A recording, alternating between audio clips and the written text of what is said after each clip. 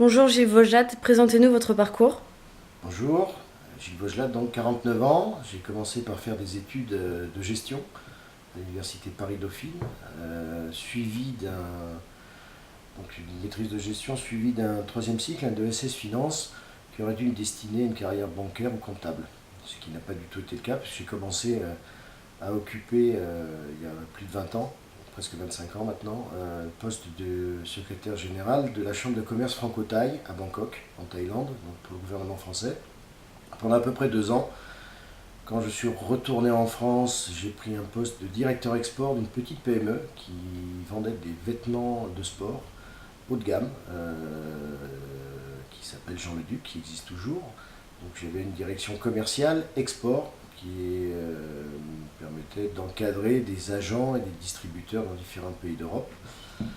Ensuite, je suis devenu directeur commercial d'une plateforme alimentaire, donc une espèce de grossiste en alimentaire, en ultra frais notamment, en Corse, à Bastia, qui avait la particularité d'être l'agent exclusif du groupe Danone, avec des forces de vente que j'encadrais, à la fois pour ce qu'on appelle les grandes surfaces alimentaires, donc les GSA, et également la restauration hors foyer, ce qu'on appelle la RHF. Donc c'est une expérience qui m'a pris 3 ans de ma vie. Ensuite, j'ai créé ma propre entreprise, Édition Vision, donc d'édition de jeux de société, donc ça n'avait rien à voir, que j'ai dirigé pendant 3 années, une entreprise que j'ai vendue à un groupe américain qui est le leader mondial du déguisement, qui s'appelle Rubis Costume Company, pour lequel j'ai ensuite construit l'Europe à travers une douzaine d'acquisitions d'entreprises, où j'ai transformé ma casquette de directeur général France en directeur général Europe de ce groupe pendant près d'une dizaine d'années. Ensuite, j'ai de nouveau créé une nouvelle entreprise, rue de la Fête.com, donc un site internet spécialisé dans la vente d'articles de fête et de déguisement auprès du grand public sur internet, un des leaders français d'ailleurs du marché, que je dirige toujours pour le groupe Ludendo, puisque j'ai vendu cette entreprise au groupe Ludendo, qui est le deuxième distributeur français de jouets, plus connu sous ses enseignes La Grande Récré, Star Jouets, Jouetland, Hamleys en Angleterre, Franz Karl Weber en Suisse, et j'en oublie d'autres. Où aujourd'hui, j'occupe la fonction de directeur exécutif du pôle web, donc de tous les sites e-commerce du groupe. Je suis également membre du comité exécutif du groupe.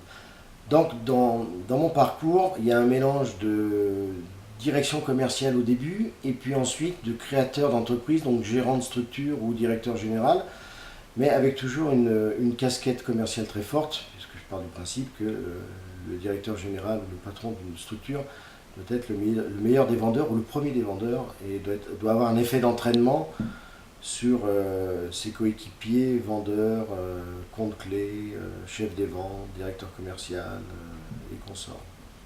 Quelles sont les missions que vous exercez au quotidien? Alors mes missions d'aujourd'hui sont des missions de direction générale, puisque j'ai mélangé les genres, j'ai fait beaucoup de direction générale, mais aussi de la direction commerciale. Donc aujourd'hui mes missions sont d'encadrer des services marketing, comptables, financiers, commerciaux, télévente, enfin bref. Donc c'est très vaste. On va faire un petit flashback et revenir un peu en arrière pour illustrer votre sujet, et revenir quelques années en arrière quand je faisais que de la direction commerciale. Donc on va reprendre par exemple l'expérience que j'avais dans l'alimentaire, quand je dirigeais une plateforme en Corse qui s'appelait Seda Frais, qui faisait partie d'un groupe qui s'appelait la Seda. Donc un grossiste en alimentaire et en produits ultra frais, dont le métier était d'acheter à des industriels tels que Danone, Elevir, Fleury Michon, Madrange, j'en passe et des meilleurs, et de vendre ces produits, de les stocker et de les vendre à la fois à des grandes surfaces alimentaires, soit de type supérette, supermarché, hypermarché, ou à ce qu'on appelle la RHF, la restauration hors foyer, donc restaurant, hôtel ou économa, armée, école, hôpitaux. Donc là, j'encadrais à cette époque-là des commerciaux, donc j'avais une trentaine de personnes sous ma responsabilité, donc à la fois des vendeurs qui allaient sur le terrain au quotidien. Donc ma première démission, c'était de les accompagner et de valoriser les contacts, c'est-à-dire que lorsque j'accompagnais mes commerciaux, on essayait de rencontrer plutôt les directeurs de magasins, ou les directeurs d'économa, ou les directeurs d'unités d'exploitation, pour valoriser le client, c'est-à-dire qu'on montait d'un cran. Et au quotidien, j'avais un suivi quotidien de mes commerciaux, mais c'est très large. Ça va de la fixation d'objectifs. Donc on avait une culture du chiffre très forte. Donc des objectifs hebdomadaires en termes de vente, des objectifs mensuels, des objectifs annuels, beaucoup d'animations liées à des objectifs très ciblés en fonction des produits. Donc on avait des opérations avec un fournisseur comme Danone par exemple, puisqu'on était agent exclusif Danone, donc on avait un lien très particulier avec ce groupe. On était un peu le bras armé entre guillemets de Danone. On était une extension de Danone, tellement une extension qu'on avait l'impression de faire partie du groupe Danone, tellement les liens étaient quotidiens et fréquents avec le groupe. Où là on pouvait avoir des opérations sur un produit donné comme la Danette vanille, où l'objectif était pour le commercial d'avoir une présence dans tous les rayons, donc une présence dans 100% des points de vente, et avec des progressions et des objectifs chiffrés en termes de volume, en termes de chiffres, en termes d'animation, donc c'était assez vaste. Un autre aspect de la direction commerciale qu'on oublie souvent, c'est que j'étais également garant des marges. C'est-à-dire j'avais la responsabilité de la fixation des prix. Donc je m'occupais également des relations avec les fournisseurs, donc j'avais une double casquette, acheteur et directeur commercial. Mais j'avais surtout, et c'est assez fréquent d'ailleurs, cette obligation est comme mission première d'être le garant des marges. Ce qu'on appelle la marge brute, la marge nette, et de faire en sorte que celle-ci couvre les frais d'exploitation de la structure. Donc pour revenir à la question, suivi quotidien de mes commerciaux sur le terrain, d'abord, parce que le directeur commercial c'est d'abord le premier des vendeurs, et puis après il y a le côté encadrement, fixation d'objectifs, suivi de ces objectifs, animation de ces vendeurs. Un autre aspect, mise en place aussi de formation. L'aspect formation est important, surtout de plus en plus de nos jours, changement de technologie, changement de technique de vente. Donc mise en place de programmes de formation pour mes vendeurs avec un redépoussiérage assez régulier de ce qu'on appelle l'intégration des techniques de vente. Donc il y a pas mal de méthodes, différentes méthodes. Il y a les grandes écoles, d'ailleurs entre guillemets l'école Ranx et Rox, l'école Danone en a une autre, ou plein d'autres. Je dirais beaucoup de grands groupes ont des cycles et des modules de formation pour les techniques de vente. Mais on avait également des techniques de formation en termes d'enseignement qui étaient sur le recouvrement, puisqu'une partie de mes vendeurs faisaient à la fois vendeur, mais aussi recouvraient, c'est-à-dire qu'ils récupéraient les créances. Donc les chèques ou les mandats. Ou les mandats, ou les chèques, ou les lettres de crédit.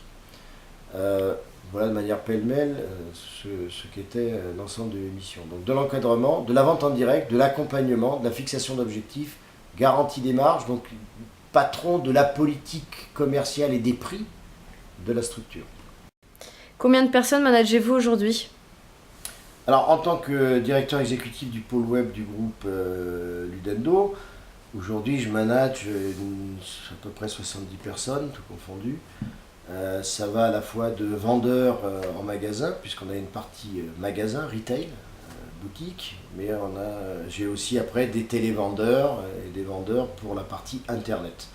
Donc c'est à peu près 70 personnes. Si je reviens un peu dans le temps, lorsque je dirigeais le groupe Rubis en Europe, là j'encadrais 350 personnes, mais ça va aussi des vendeurs, mais tous les services, y compris les directeurs généraux de nos différentes filiales dans l'ensemble des pays d'Europe, Angleterre, Espagne, Italie, Allemagne.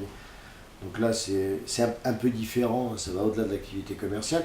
Si je reviens un petit peu encore en arrière, lorsque je dirigeais les éditions Vision, qui est une entreprise que j'avais créée, on vendait des jeux de société essentiellement à la grande distribution alimentaire, mais également à ce qu'on appelle les GSS, donc la grande surface spécialisée jouets cette fois-ci, des Maxi Toys, des Toys R Us, des grandes récré, les jouets clubs. Là j'encadrais des commerciaux internes et également des VRP et des agents commerciaux externes, parfois exclusifs et parfois ce qu'on appelle multicartes, puisqu'ils représentaient aussi d'autres entreprises. Donc là, j'avais une vingtaine de commerciaux encadrés et le boulot était essentiellement d'aller visiter des hypermarchés, des supermarchés, des magasins de jouets, et je prenais en charge directement ce qu'on appelle les grands comptes, donc les 8 ou 9 centrales d'achat alimentaires, donc Carrefour, Région Casino, Cora, Auchan, j'en passe des meilleurs, et les centrales d'achat jouets, donc je les ai cités auparavant.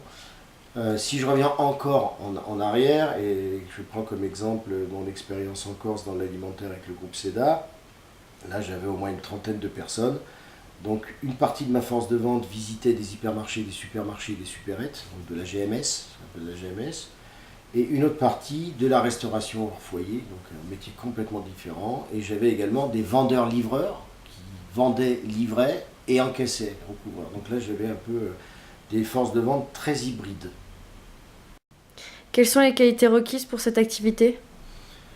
Bien, les qualités requises, c'est d'abord d'avoir une force de caractère forte, d'être capable d'encaisser la pression. Le service commercial d'une entreprise, c'est le poumon de l'entreprise. C'est ce qui va ramener les revenus. Beaucoup d'autres services provoquent des charges ou des coûts. La source de revenus passe obligatoirement par le service commercial. Donc c'est le poumon ou le cœur d'une structure. Et c'est le carrefour de toutes les pressions, de toutes les tensions. Donc il faut être un dur au mal, un dur à cuire, quelqu'un qui est capable d'encaisser la pression, qui est capable de l'encaisser sans la transmettre nécessairement à ses équipes, ou en tous les cas, il faut la transmettre de manière positive, pour pas qu'on arrive dans du management de la peur ou du stress qui soit négatif. Donc il faut avoir aussi une capacité de recul, un effet d'entraînement, puisque dans la notion de directeur commercial, il y a l'aspect vendeur, donc il faut évidemment avoir des qualités de vendeur, être un bon vendeur, ça ne veut pas dire être un marchand de tapis. Un bon vendeur, c'est aussi quelqu'un d'organisé, qui prépare ses rendez-vous, qui découvre les besoins du client, qui sait les confirmer, les valider et offrir une réponse adaptée. Donc il faut être psychologue parce qu'on travaille avec de l'humain, donc il faut avoir une bonne grille de lecture de l'être humain en général. Il faut aussi avoir un côté leader, puisque en dehors de l'aspect vendeur, où on doit être le premier des vendeurs, il faut être aussi un bon manager, donc il faut avoir du leadership, donc être quelqu'un qui est capable d'entraîner des équipes. On a d'ailleurs souvent des bons directeurs commerciaux parmi des anciens sportifs ou des sportifs, parce que c'est un peu les mêmes réflexes. C'est le capitaine de l'équipe, ou c'est l'entraîneur-joueur, mais qui participe avec les autres joueurs, donc qui travaille avec les petits copains. Donc la notion d'équipe, elle est primordiale. Donc cet effet entraînement est fort. Il faut de la rigueur. Beaucoup de gens pensent que commercial veut dire moins rigoureux, si on doit comparer ça à des fonctions plus administratives ou comptables. Pas du tout. Les meilleurs commerciaux sont des gens extrêmement rigoureux, qui sont bien dans leur dossier, qui préparent leur rendez-vous avant et qui savent bien détecter et mettre en place des techniques de vente qui passent d'abord par l'écoute du client et savoir à chaque fois, à un instant T, trouver la solution sans couper le fil, être un habile négociateur pour pouvoir garder des rapports même dans des situations qui peuvent être conflictuelles, puisqu'on est toujours à un moment donné à se trouver au milieu de relations qui par essence sont conflictuelles entre un vendeur qui va chercher à vendre au prix le plus élevé, si je dois simplifier, schématiser, et un acheteur de l'autre côté qui a envie de l'acheter au prix le moins élevé. Donc il y a des intérêts et des objectifs qui sont un peu contraires. Donc par nature, c'est quelqu'un qui est exposé à des tensions, obligatoirement. Avez-vous une ou plusieurs astuces propres à vous-même qui ont pu vous aider lors de négociations? En fait, au fil du temps, on se crée un peu sa boîte à outils. C'est-à-dire que, à force de rentrer dans des négociations avec des acheteurs de centrales d'achat, que ce soit dans l'alimentaire ou dans d'autres domaines, ou avec des responsables de rayon, ou avec des patrons de petites structures, on se retrouve finalement toujours à peu près en face des mêmes situations, de conflits ou de négociations ardues, où j'ai envie de dire la meilleure des choses est l'écoute. Et puis d'essayer de détecter chez l'autre les ressorts qui peuvent l'influencer. Alors parfois ça peut être du domaine de l'affectif, parfois on peut dévier du domaine purement professionnel, donc ça peut jouer aussi, ça dépend des individus et de l'interlocuteur qu'on a en face de nous. On peut avoir en face de nous des acheteurs qui sont uniquement ciblés et orientés sur des objectifs de marge ou de résultats. Donc ce qu'il faut, c'est surtout bien comprendre quels sont eux leurs objectifs. Un exemple, alors c'est pas vraiment du domaine du directeur commercial, mais c'est aussi de la négociation. Il m'est arrivé dans une expérience passée de négocier avec les grands studios, Disney, Lucasfilm, Warner Bros, pour obtenir des licences pour les déguisements et pour pouvoir obtenir par exemple la licence Star Wars ou ce genre de choses pour l'Europe. Et au début on bloquait avec nos interlocuteurs parce qu'on n'avait pas compris que leurs objectifs étaient uniquement pas de nous faire payer le maximum de droits en forme de pourcentage des ventes, mais qu'eux-mêmes avaient un objectif individuel en termes de ce qu'on appelle le minimum garanti. C'est la somme qu'on va s'engager à verser quelles que soient les ventes que l'on fasse. Alors qu'a priori, lorsqu'on rentre dans une négociation avec des studios, on se focalise sur le taux de royalties que l'on va verser. Est-ce que ça va être 10%, 15% comme à l'époque pour Harry Potter, ou 17% pour Star Wars, ce qui se pratiquait à l'époque. Donc on se focalise là-dessus, alors que beaucoup de nos interlocuteurs ont des objectifs personnels en termes de rémunération qui ne sont basés que sur le minimum garanti, c'est-à-dire le montant du chèque qu'on va s'engager à payer, quelles que soient les ventes, même si on en fait zéro. Leurs objectifs sont là. Donc en fait, ce que je retiens de cette anecdote et ce que je voudrais illustrer là-dessus, c'est bien écouter l'autre, et surtout la meilleure des astuces, c'est de bien comprendre quels sont les objectifs individuels ou collectifs de l'individu que l'on a en face de nous. Avez-vous souvenir de votre meilleure négociation? Alors, j'ai plusieurs souvenirs. J'en ai un qui n'est pas complètement du domaine professionnel, puisqu'à l'époque, je le faisais de manière bénévole, mais j'ai été également vice-président d'un club de football en première division pendant 4 années, le club de Bastia, le Sporting Club de Bastia. Donc, pendant 4 saisons, j'étais vice-président de la partie professionnelle, puis ensuite président de la partie amateur, ce qu'on appelle président de la SAOS. Et à cette occasion, j'ai réussi à obtenir du groupe Orange, du directeur général, qui s'appelait Didier Quillot à l'époque, d'accepter de lui vendre nos droits, ce qu'on appelait les droits UMTS. Donc c'était la possibilité pour Orange d'avoir l'exclusivité des droits du Sporting Club de Bastia pour diffuser ça sur nos smartphones. Alors à l'époque, c'était en 2002. Techniquement, c'était pas possible. Aujourd'hui, ça l'est. C'est-à-dire qu'Orange avait préempté des droits. Avez-vous souvenir de votre meilleure négociation? Alors, j'ai plusieurs exemples, dont un qui fait partie de ma vie, pas complètement professionnelle, mais extra-professionnelle. Puis j'étais également vice-président d'un club de première division dans le football, première division française, donc le club de Bastia, le Sporting Club de Bastia, de 2001 à 2004. Où j'avais la vice-présidence de la partie professionnelle. Et à cette occasion, j'ai eu à négocier avec le groupe Orange, avec le directeur général qui s'appelait Didier Quillot à l'époque, qui cherchait à préempter ce qu'on appelle les droits UMTS, c'est-à-dire la possibilité pour Orange de diffuser des images de football, de clubs, sur nos smartphones, donc sur nos téléphones portables. Donc à l'époque, c'était il y a 12 ans, ils prenaient un sacré risque, puisque techniquement, c'était pas possible. Et il n'avait signé de contrat qu'avec les grands clubs prestigieux, donc le Paris Saint-Germain, l'Olympique de Marseille, l'Olympique Lyonnais, pour les citer. Et j'ai été le seul petit club, entre guillemets, à les convaincre. C'était quand même un montant important. À l'époque, on parlait de plusieurs millions, on était à 5 ou 6 millions d'euros. Donc c'était un contrat important. J'ai d'autres exemples forts. Lorsque j'ai créé les éditions Vision, donc une petite société qui faisait des jeux de société régionaux, notamment culturels, à base de questions-réponses sur toutes les régions de France. Ensuite, on a fait des puzzles avec Yann Arthus Bertrand, l'interview du ciel, à l'époque où Yann Arthus Bertrand n'avait pas la célébrité qu'il a aujourd'hui. Et j'ai envie de dire, c'est une négociation collective qui était impressionnante à cette époque. On partait d'une petite start-up et dès la première année, on a été référencé dans l'ensemble des centrales d'achat jouets et alimentaires. C'est-à-dire qu'il n'en manquait aucune à notre panoplie. Donc ça c'était important pour une petite structure, puisque nous on n'était pas ni Mattel, ni Lego, ni Hasbro, ni Playmobil, on était un tout petit. Et c'était quand même assez fort et ça avait marqué la profession. Petite structure qui part de zéro de chiffre d'affaires et qui monte à 10 millions dès la première année, qui part de rien. Et on avait fait carton plein dès la première année. Donc c'est une négociation, j'ai envie de dire, collective. Ma pire négociation, ça m'est arrivé en Asie, lorsque j'ai dirigé pour le groupe Rubis, donc, qui est toujours d'ailleurs leader mondial de la fabrication de déguisements. Je dirigeais aussi le bureau de Hong Kong en plus de ma responsabilité en tant que patron Europe du groupe. Et je vendais à des comptes clés internationaux, donc ça allait de Corte Inglés, de Giochi Preziosi en Italie, de Toys R Us USA, enfin bref. Et à l'époque, je développais, puisque c'est aussi une des fonctions des directeurs commerciaux, ça peut être ça, puisqu'on est en contact avec le terrain. Donc j'avais développé énormément de produits liés aux jouets et aux déguisements, dont certains produits qui faisaient l'objet de campagnes publicitaires nationales.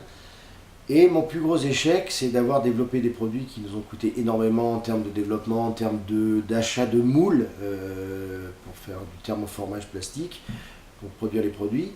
Donc c'était un sacré flop où on a pris le risque de lancer des productions et j'ai fait chou blanc. Il n'y a pas une centrale dans le monde qui a acheté mon produit en dehors des centrales françaises. C'est-à-dire qu'à l'export, je pense que ça a été le plus gros échec, en tous les cas celui dont je me souviens le plus. Quelles sont les ouvertures possibles après avoir été manager des ventes? La suite logique pour un manager des ventes, c'est de devenir ensuite directeur commercial. Donc dans la hiérarchie commerciale, entre guillemets, c'est l'échelon au-dessus. Et bien souvent, des directeurs commerciaux qui ont un peu d'expérience franchissent souvent le pas pour devenir des directeurs généraux. Pourquoi? Parce que le manager des ventes et ultérieurement le directeur commercial est un peu le catalyseur. Il est à l'intersection des besoins de l'entreprise et des besoins du consommateur ou du client. Donc c'est à travers lui que se rejoignent les besoins du marché et l'offre que peut produire une entreprise. Donc c'est un poste qui est stratégique et qui amène assez facilement à des directions générales, où il est plus fréquent d'avoir des gens qui viennent du commercial, parce qu'ils ont un contact direct avec le terrain, des gens qui viennent de l'administratif, on va dire. Si je devais faire un monde bipolaire, c'est pas si simple que ça l'entreprise, mais un directeur commercial, la partie commerciale non seulement s'occupe de la vente, mais doit être complètement impliqué même dans le développement des produits. Si je dois comparer des fonctions marketing, le marketing est au service du commercial. Le commercial est un peu un manager des ventes et également un directeur commercial, c'est un peu le grand électeur de ses clients. C'est-à-dire que c'est lui qui doit remonter les informations, qui doit aider les services en charge du développement de produits, qui font de la prospective, pour déceler en amont des besoins où ils répondent, des besoins existants ou futurs. Donc c'est un poste qui est dans l'entreprise stratégique, outre le fait, comme on l'a dit tout à l'heure, que c'est le poumon ou le cœur de l'entreprise, puisque c'est à travers le commercial que l'on amène les revenus, les produits qui vont venir compenser ou payer les charges d'une structure. Quels conseils pouvez-vous donner aux jeunes qui souhaitent devenir manager des ventes au niveau de leurs études ou même de leur stage? Eh bien, d'abord de se confronter le plus tôt possible à travers des stages, c'est une bonne formule, le plus tôt possible à de la vente, quelle qu'elle soit finalement, parce que c'est très formateur, on y apprend beaucoup de choses, c'est un côté dur, mais qui peut être bénéfique pour sa propre construction, dans la mesure où on prend souvent des claques, surtout au début, mais ça donne une assurance et ça permet de grandir, entre guillemets, et d'être un peu plus aguerri.